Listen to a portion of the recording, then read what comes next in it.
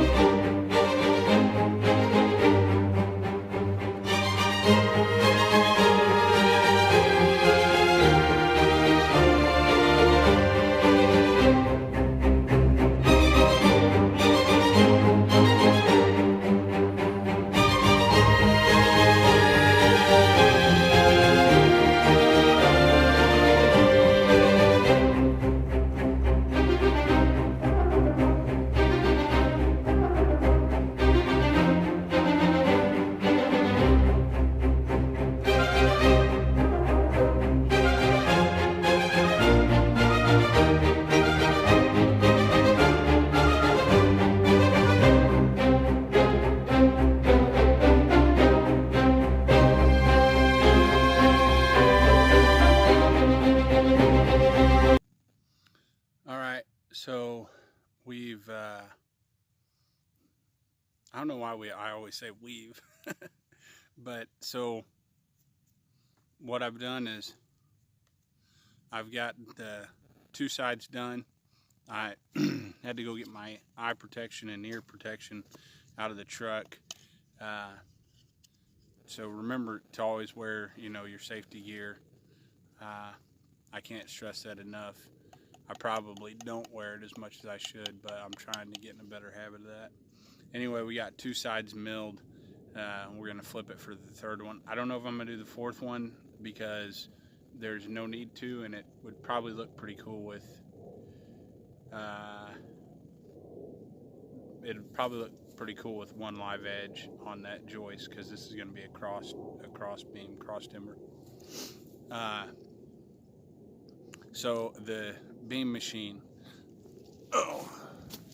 it had a tendency to loosen up when I was using it.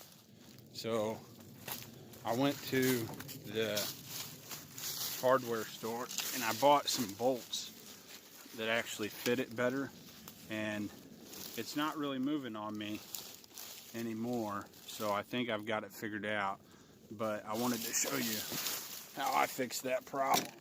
What I did is I put those nuts and those two bolts on there, and I left one Allen screw that it come with. Now I've seen some on YouTube where there was bolts that went on the back of here. That is hot. My muffler's hot. Imagine that. Where bolts had been on, they went through here on this side, and I don't know, I guess maybe you can bolt this to your bar. I haven't drilled this bar yet, but I may still drill it just because I feel like that'd be a little bit safer. But in the meantime, what I've done is I've put these bolts in here in this Allen screw, and then I tighten these down as much as I could, and then I tighten those nuts so they wouldn't move, wouldn't back out. And it seems to be working pretty good. And the cut's not that bad. So we started out with a 15-inch diameter log. It was actually a little bit bigger than that, but I'd already capped one side whenever I took the measurement. So it was really probably around a 17, I'd say. But this isn't bad, and this isn't with a ripping chain. This is with a cross-cut chain. So it's not doing too bad. It is what it is. And then I've got an electric planer that I can use on this, but I actually think I'm going to use my scrubbing plane and then kind of give it a hewn look. But let's get it flipped, and I'll bring you back for the third side.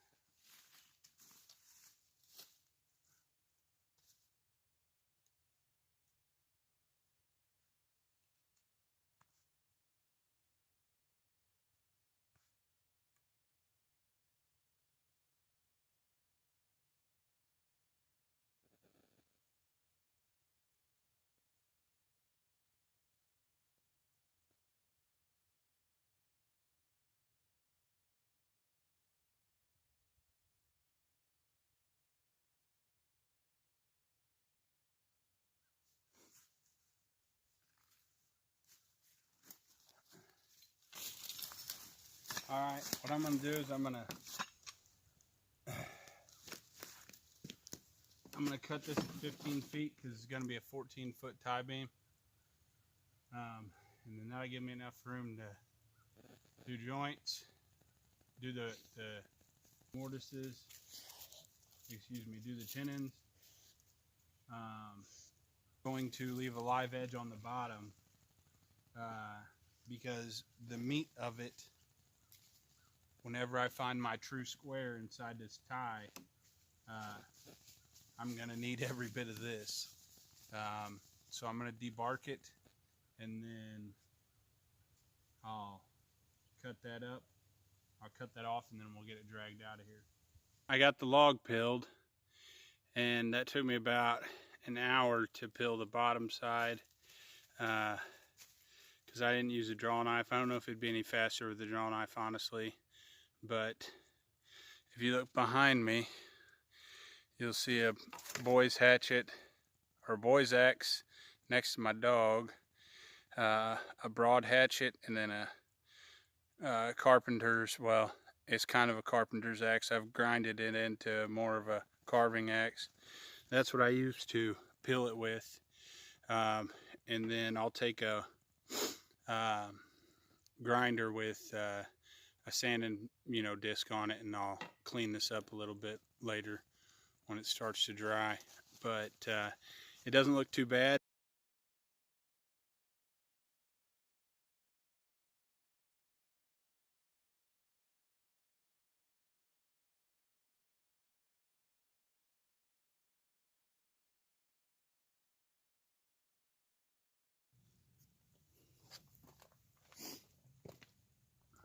This is a 9-foot log at 14 inches on the big end, and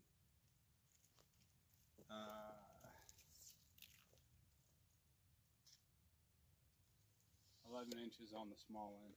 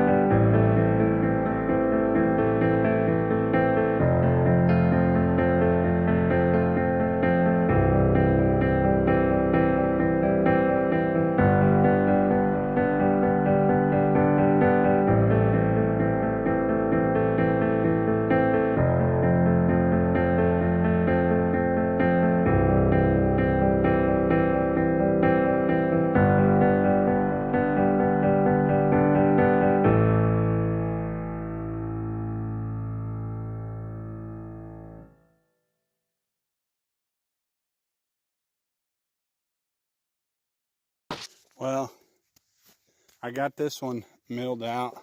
That's an 8x8 now. Rough 8x8, 7 3/4 by 8 1/4 or something. But I was a little concerned about this, but I don't think it's a rot all the way through. I think that limb.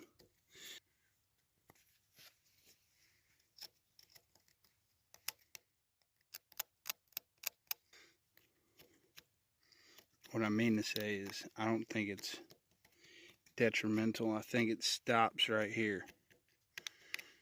So I don't know if there's anything I need to do to stabilize it. Can I leave it like that? I plan on using this for a post inside the house, the cabin.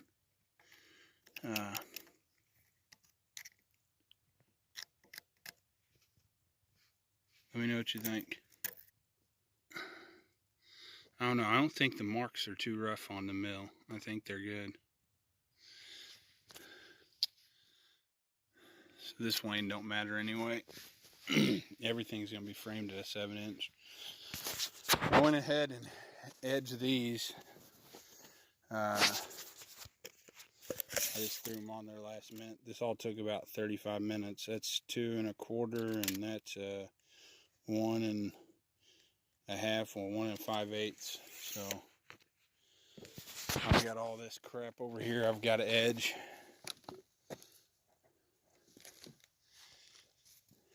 And that's all been edged already over here.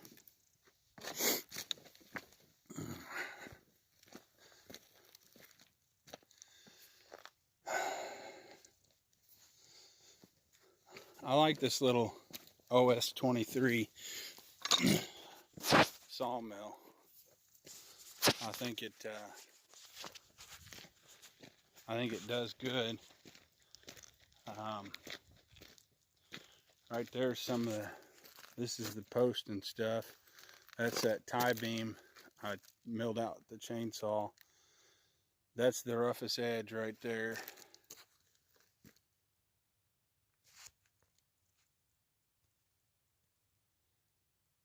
But I'm gonna plane that. Probably plane it with my electric planer, and then I'll use my hand plane and then gouge it so it looks like the sides that are exposed will look like they're hewn or used in ads to do. Say hi to everybody. Say hi to everybody. You look crazy in the camera with that light on, baby. So we're cleaning up. Oh.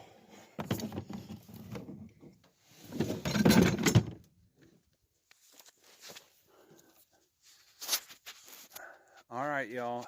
God bless you, and thanks for watching. Like, share, and subscribe. I appreciate y'all, and God bless you.